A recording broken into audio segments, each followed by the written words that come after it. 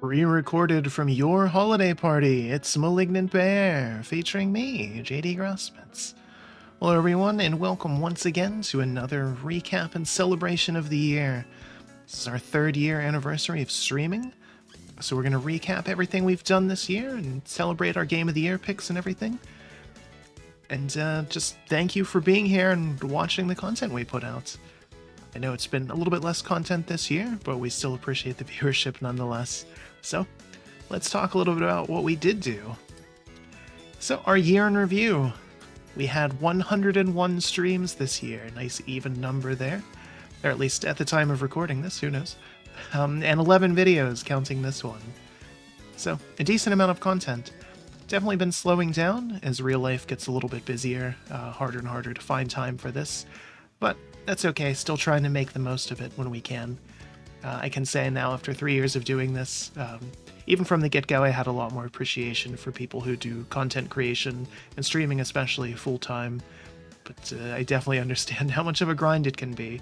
So, hats off to all of you who do this professionally, full-time, and whatnot. Definitely have my respect there. But anyways, out of all of those things that we did, our most viewed piece of content was 40k Bolt Gun. So, glad to see that other people like to promote the name of the Emperor out there in the Imperium. We certainly did. And this game was almost on our Game of the Year lists, which we'll talk about. Before we get into those, though, just some caveats for those lists. We have 2 separate Game of the Year lists. One from the band, where I go out and I ask all of the members of the band that I can get a hold of what they've picked for their Game of the Year, or just some of the best games they've played, and then mine. For both of those lists, they do not have to be current year titles, just whatever you happen to play this year for the first time, or if something got major content updates, we do accept that, because there are so many games that do that nowadays. It would be kind of bad to leave a game off just because it came out a couple years ago, but got a major re-release or update or something of that nature, which definitely comes into play this year. So, let's check out those lists. So here we have from the band. This is in no particular order. Again, I reached out to the band and got in touch with all the members that I could, and just had them give me some of their favorite games that they happen to play this year. Again, either new releases, or games that got major updates, or games that they just played for the first time. So a little bit of everything in this list. First up, but again, not the consensus Game of the Year by any means, is Hi-Fi Rush. This game did come out this year, though. Earlier in the year, this was an internal release from one of Bethesda's studios over at Microsoft, and it is a rhythm-based RPG set in a kind of cyberpunkish world. Got rave reviews, came out of nowhere. I'm really looking forward to playing it. It's on my list. It's in my Steam cart right now, in fact, but heard nothing but good things and hoping to dig into it myself. Next up is possibly the biggest surprise of any of these lists, which is World of Warcraft. WoW has been struggling off and on for years. Blizzard as a whole has been. But I've heard from several members of the band, several other friends, and from my own experience, the game is in a decent state right now. Retail is looking pretty good for the first time in a while, and Classic has got some new and interesting updates as well. Definitely worth checking out if you are a fan of the game. Maybe jump back in for a month or something, see what they've changed and added to it. And hopefully it's a sign of good things to come for Blizzard now that they're out from under Activision's shadow, although we'll see what it means now that they're under Microsoft's. Next is Vampire Survivors, a returning game to the list. Several members of the band are still playing it, myself included. It is still getting updates, which is why it's eligible. It's got some major updates. In fact, at the time of recording this, it just released its first collaborative DLC with Among Us, which is certainly a choice. Vampire Survivors, though, is great if you're not familiar with it.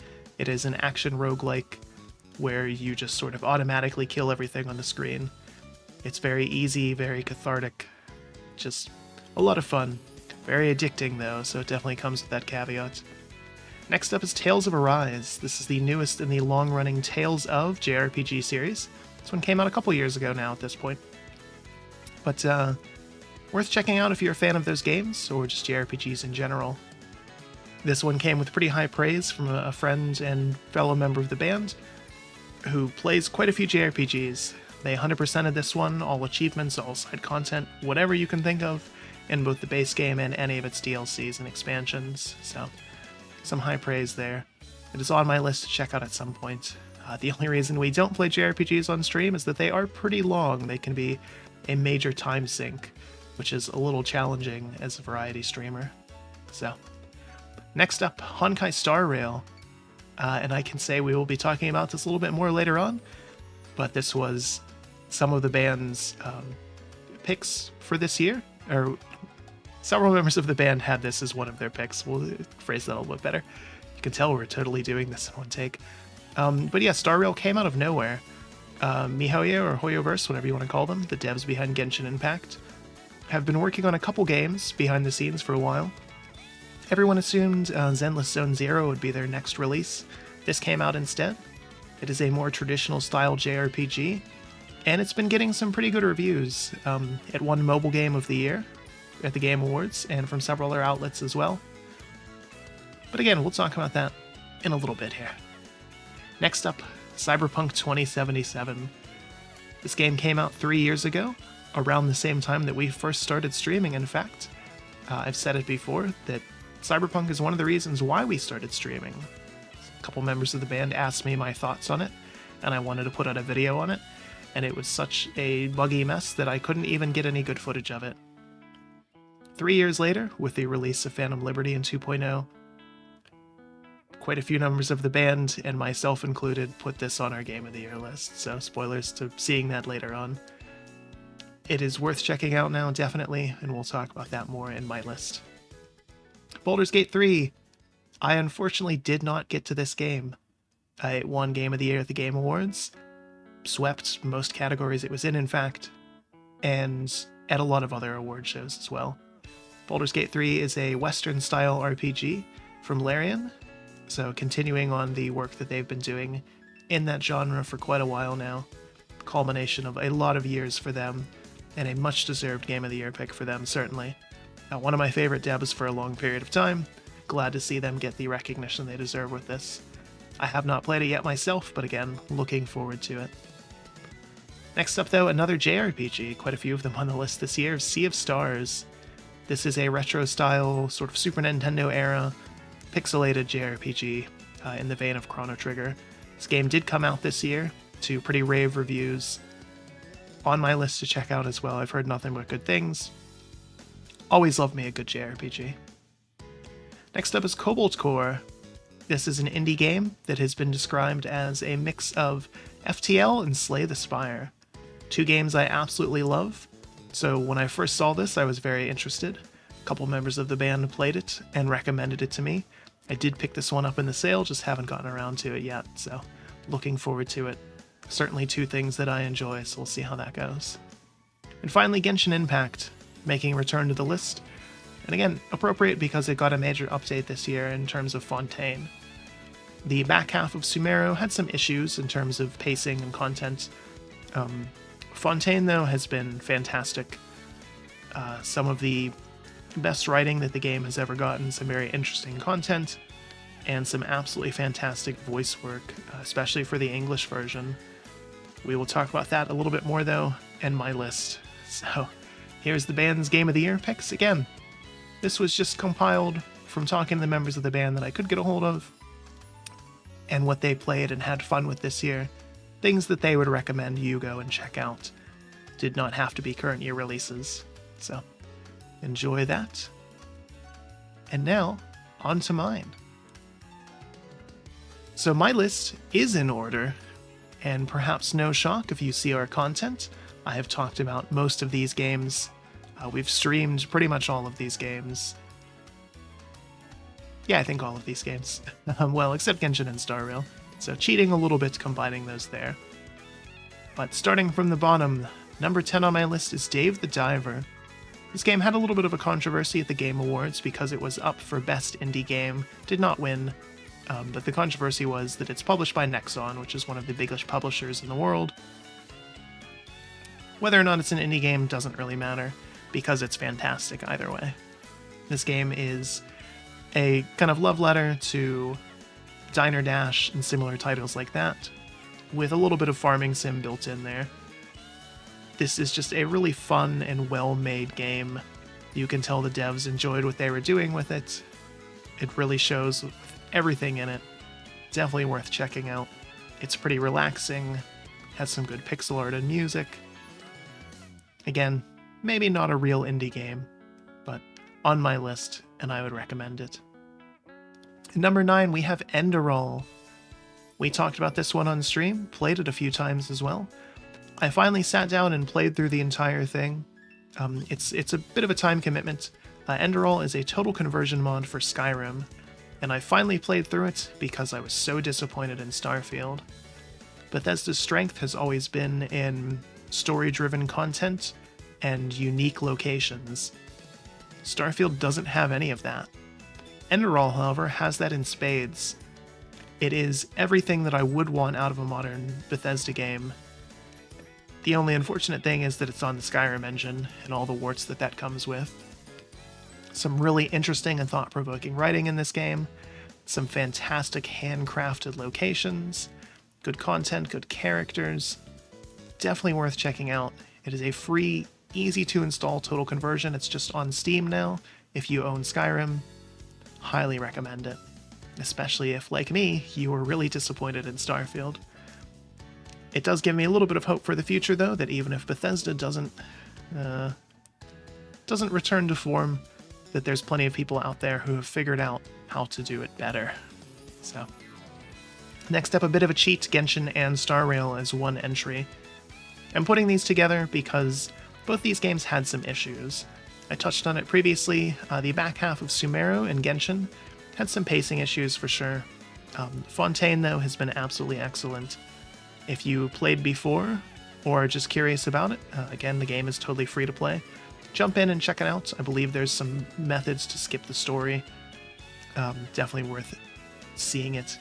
I will say Genshin has one of the best underwater levels I've ever seen in a game. It is not horrible. So usually when devs put underwater segments in their games, unless the game is entirely based around it, like Dave the Diver is, it tends to be the worst level in the game. Genshin's, though, is a lot of fun, so definitely enjoyed that. Star Rail, their other new game that came out this year, came out of nowhere, traditional style JRPG. Just like Genshin, it is a gacha game. You don't have to spend any money on it, though. They give you plenty of stuff for free, and you can get through the entire game and all the side content with just the base characters. It scales up and down depending on your party level. I think it's worth checking out. The main story has some major pacing issues, especially on the third planet that you go to. But the first two are pretty good, and the real star of the show with it is the events. The dev team, every part of them is clearly having fun with those events. The writing, the creativity, everything about them is just a blast. They've just had hit after hit in terms of the events for all the patches that they've done. That alone is worth checking out, I think. So, Genshin and Star Rail there at number 8.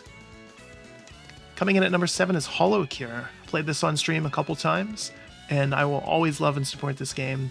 It is Vampire Survivors mixed with Hololive. And that alone is interesting, but it's even more interesting when you consider it's made almost exclusively by one person. He's had some help with some other aspects of it, but for the most part, single dev.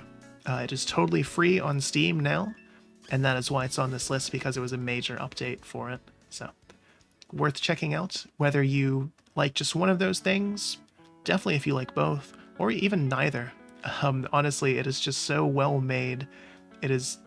You'll get more out of it if you appreciate it as the love letter to those things that it is, but you can see the craftsmanship in terms of just the game design and the pixel art and the sound choices and everything that goes into it.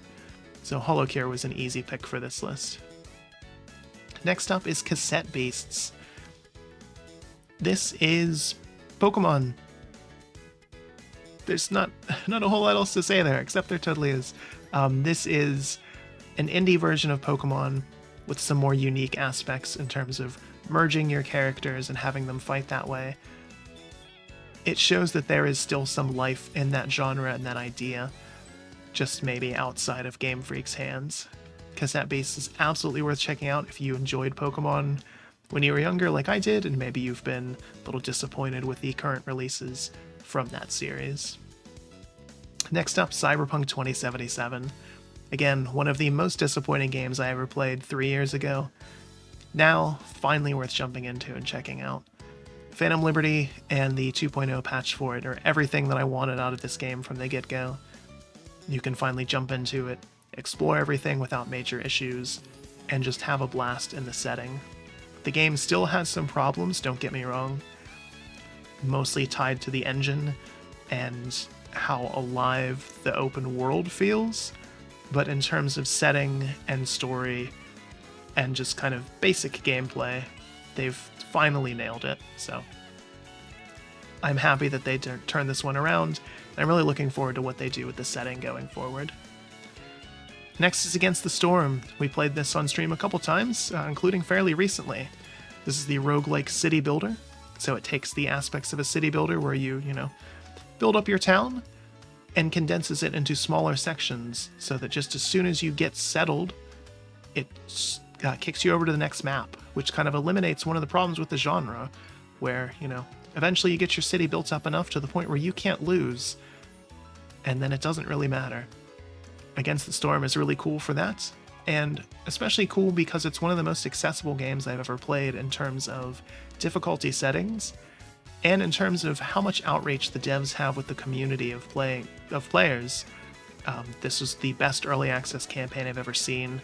So much communication from them on every little aspect of things that they were doing. I hope more devs look at what they did and use that as an example. Third on the list, Please Be Happy.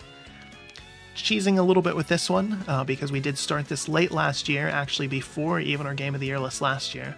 Didn't finish it though until this year, so... Please Be Happy is a visual novel that takes place in sort of an alternate timeline, New Zealand, and was just absolutely fantastic. I liked this game so much to the point where when they did a Kickstarter to have a physical release of the game for console versions, I was more than happy to pledge for that. Please Be Happy doesn't do anything super new or innovative. The thing with it is that it does everything so well that I just loved every minute of it. The characters are good, the setting is interesting, the music works in every scene. Just fantastic from start to finish.